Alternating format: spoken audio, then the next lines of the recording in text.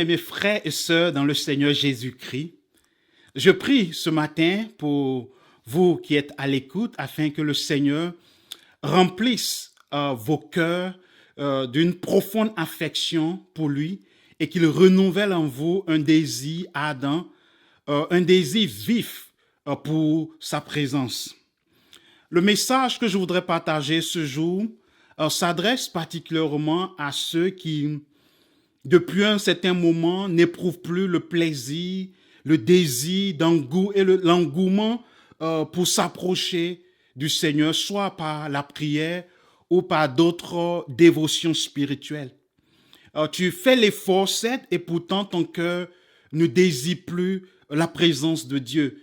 Je voudrais que tu saches que le Seigneur a une parole d'encouragement pour toi. En Jérémie chapitre 30, verset 21, il est écrit, je lis, « Son chef sera tiré de son sein, son dominateur sortira du milieu de lui, je le ferai approcher et il viendra vers moi, car qui oserait de lui-même s'approcher de moi, dit l'Éternel. » Ce verset évoque la restauration qui suivra l'exil, la restauration du peuple du Seigneur après la période d'exil à Babylone. Et le Seigneur promet que après l'exil, les leaders, les autorités étrangères ne régneront plus sur son peuple, mais plutôt l'un d'entre eux. Et concernant ce leader local qui sera suscité par le Seigneur pour régner sur son peuple, il est écrit que Dieu le fera approcher de lui. C'est le Seigneur qui fait la promesse ici de faire approcher ce roi vers lui, d'attirer ce roi vers lui, ce leader. C'est lui qui dit qu'il sera la cause effective de l'élan de cœur que ce roi aura pour lui. Et cette vérité, en effet, pour toi qui m'écoutes, s'applique aussi à nous qui avons placé notre foi et notre confiance en Jésus-Christ. C'est Dieu qui nous fait approcher de lui-même. Nous étions, selon les Écritures, jadis éloignés de Dieu. Mais nous avons été rapprochés de Dieu par le sang de Jésus-Christ, selon Éphésiens chapitre 2, verset 13. Maintenant que nous avons été rapprochés de Dieu au travers le sang de Christ, il nous est demandé en Jacques chapitre 4, verset 8, de nous approcher continuellement chaque jour de Dieu et il s'approchera de nous.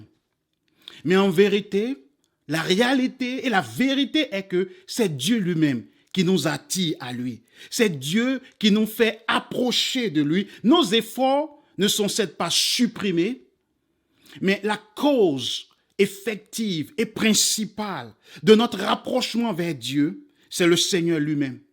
Alors pour toi qui, depuis un certain moment, tu n'as plus cet élan de cœur, ce désir, cette affection pour la présence de Dieu, tourne-toi vers lui. Reconnais que c'est Dieu qui t'a fait approcher de lui dans un premier temps par le sang, au travers du sang de Christ. Et c'est lui qui continuera à te maintenir, à t'attirer vers lui chaque jour.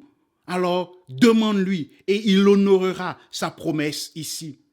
En effet, notre seul espoir pour le retour de notre cœur, pour le retour de notre désir vers le Seigneur, c'est Dieu lui-même.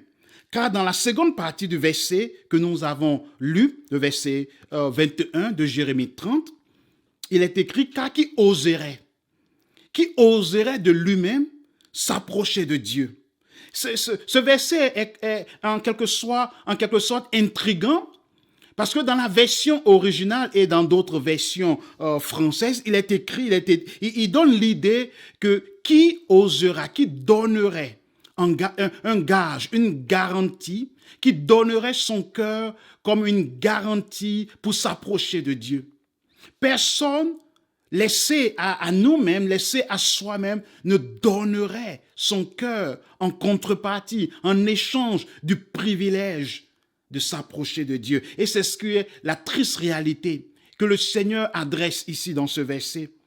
Si le Seigneur ne nous attire à lui, si le Seigneur ne cause pas notre cœur, n'entraîne pas notre cœur de le désirer, nous ne désirerons pas de façon naturelle la présence du Seigneur. Car si Dieu ne t'attire pas à lui, tu ne donneras pas de ton temps de loisir, un peu de ton temps de loisir en échange de la rencontre avec Dieu au travers des études des Écritures. Si le Seigneur ne t'attire à lui, tu ne donneras pas un peu de ton temps de sommeil en échange du privilège d'être devant Dieu. La vérité est que c'est le Seigneur lui-même qui nous attire à lui.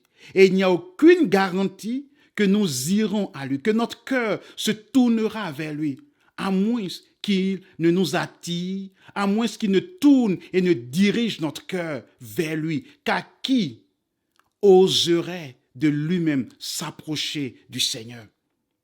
Alors tu peux faire cette prière avec moi. Tu peux dire, Père, il n'y a aucune garantie que je voudrais venir dans ta présence dans les prochaines heures.